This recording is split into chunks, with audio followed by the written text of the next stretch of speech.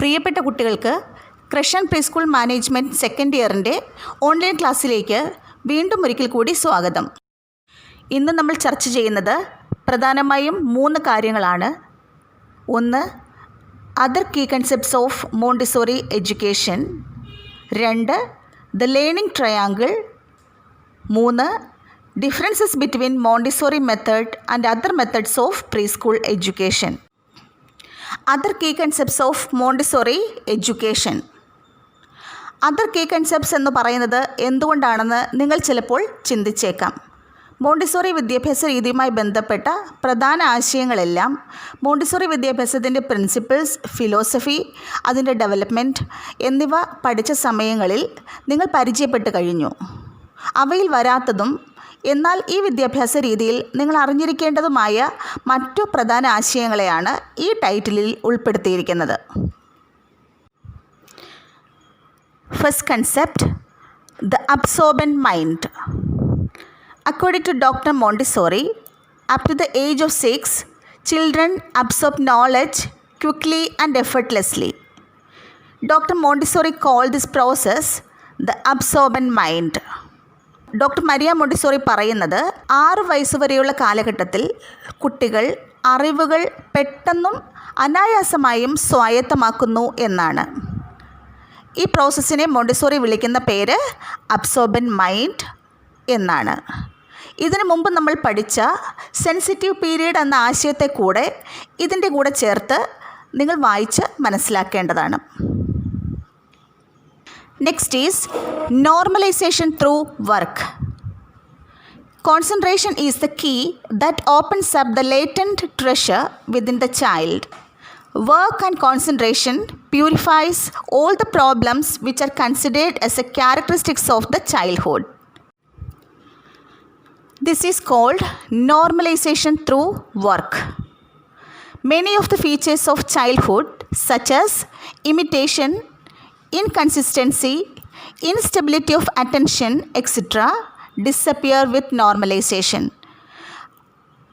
അപ്പോൾ ഇതിനെയാണ് normalisation through work എന്ന് പറയുന്നത്. ചൈൽഡ്ഹുഡിൻ്റെ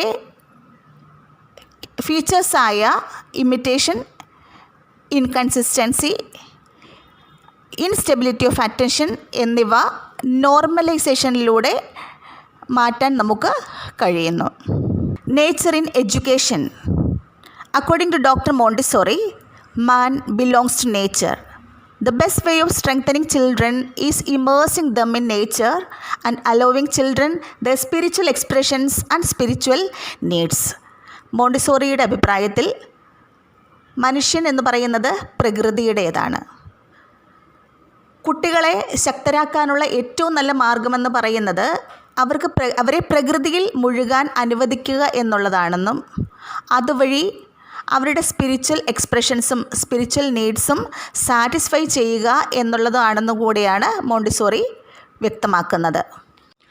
ഇനി കുട്ടികളുടെ ഇത്തരം നീഡുകളെ ക്ലാസ് മുറികളിൽ നമുക്ക് എങ്ങനെ അഡ്രസ്സ് ചെയ്യാൻ കഴിയും എന്ന് നോക്കാം.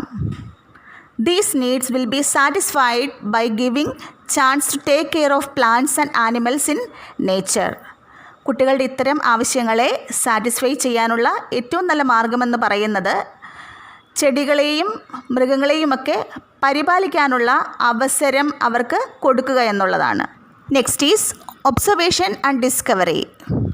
Let children spontaneously observe and explore the environment.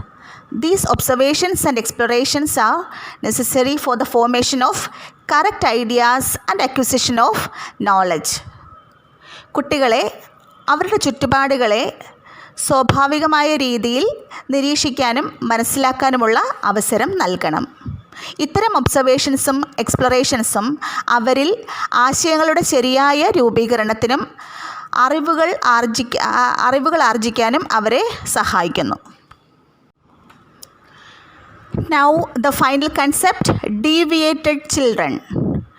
സാധാരണ രീതിയിൽ നിന്ന് വ്യത്യസ്തമായ രീതിയിൽ പെരുമാറുന്ന കുട്ടികളെയാണ് ഡീവിയേറ്റഡ് ചിൽഡ്രൻ എന്ന് പറയുന്നത്.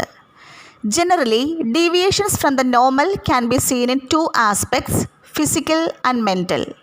Physical deviations are the malformations of the body parts, whereas mental deviations are the deviations that can be seen in child's behavior due to various reasons. പൊതുവിൽ ഈ ഡീവിയേഷൻസ് രണ്ട് രീതിയിലാണ് കാണപ്പെടുന്നത്, physical deviation and mental deviation. Physical deviation എന്ന് പറയുന്നത് ശരീരഭാഗങ്ങളുടെ രൂപീകരണത്തിലുണ്ടാകുന്ന വൈകല്യങ്ങളാണ്. അതേസമയം കുട്ടികളുടെ പെരുമാറ്റത്തിലുണ്ടാകുന്ന വിവിധ കാരണങ്ങൾ കൊണ്ടുണ്ടാകുന്ന വ്യത്യസ്തതകളെയാണ് മെൻ്റൽ ഡീവിയേഷൻ എന്നതുകൊണ്ട് ഉദ്ദേശിക്കുന്നത്. അപ്പോൾ ഇത്രയും നമ്മൾ പഠിച്ച ഭാഗങ്ങളിൽ നിന്ന് നിങ്ങൾ ആദ്യത്തെ അസൈൻമെൻറ്റ് ചെയ്യേണ്ടതുണ്ട്. Assignment number 1, enlist and explain the key concepts of Montessori education. Montessori എഡ്യൂക്കേഷൻ്റെ കീ കൺസെപ്റ്റ്സ് എൻലിസ്റ്റ് ചെയ്യുകയും എക്സ്പ്ലെയിൻ ചെയ്യുകയും ചെയ്യുക. ഇത് ചെയ്തിട്ട് നിങ്ങളുടെ സബ്ജക്റ്റ് ടീച്ചറിന് അയച്ചു കൊടുക്കുകയും കറക്റ്റ് ചെയ്ത് വാങ്ങുകയും ചെയ്യുക.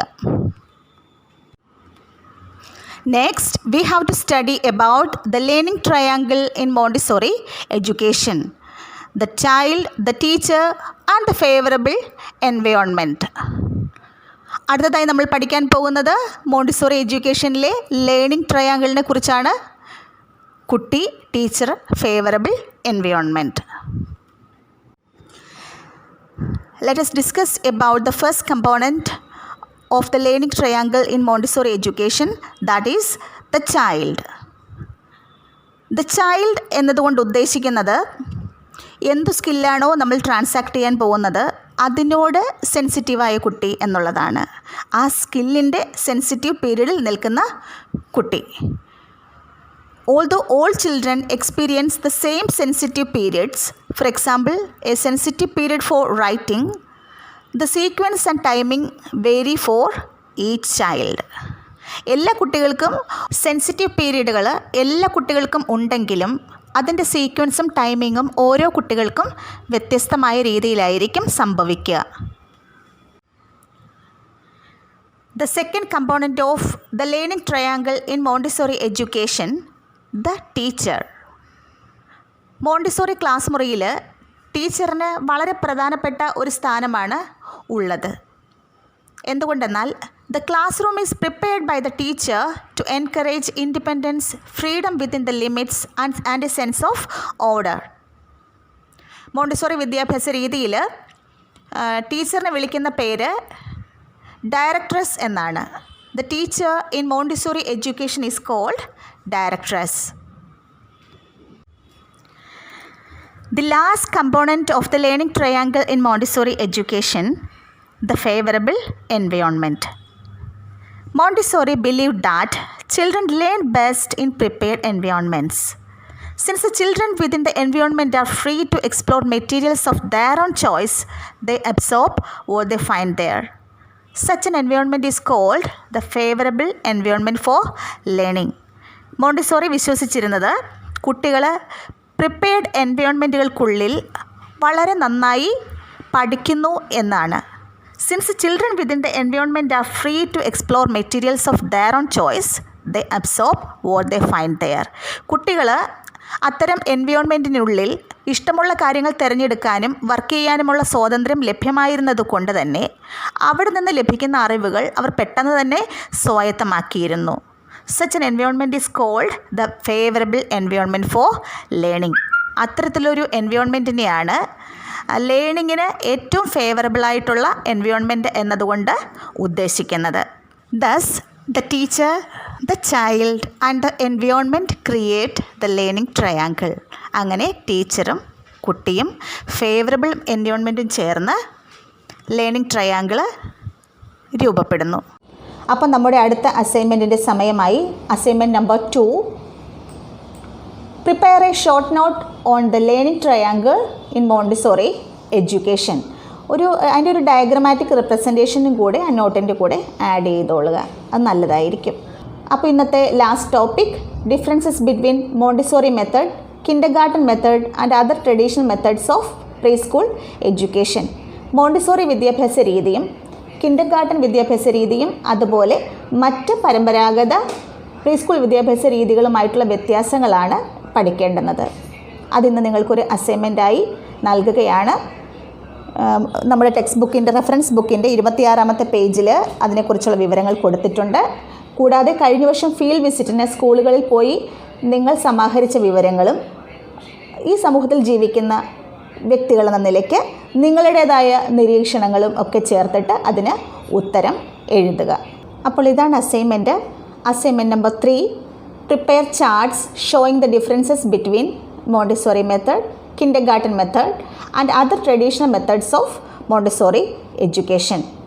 ഈ അസൈൻമെൻറ്റ് കംപ്ലീറ്റ് ചെയ്തിട്ട് മുൻ അസൈൻമെൻറ്റുകൾ പോലെ തന്നെ നിങ്ങളുടെ സബ്ജക്ട് ടീച്ചറിന് അയച്ചു കൊടുക്കുകയും കറക്റ്റ് ചെയ്ത് വാങ്ങുകയും ചെയ്യുക. അപ്പോൾ ഇന്നത്തെ ക്ലാസ് കഴിഞ്ഞു. അടുത്ത ക്ലാസ്സിൽ നമുക്ക് വീണ്ടും കാണാം. അതുവരെ സന്തോഷമായിരിക്കുക. ഈ ഒഴിവുകാലം വളരെ ക്രിയാത്മകമായി ഉപയോഗിക്കുക. ഒപ്പം തന്നെ പഠനത്തിൽ നിന്ന് അകന്നു പോകാതെയും ഇരിക്കുക. നന്ദി.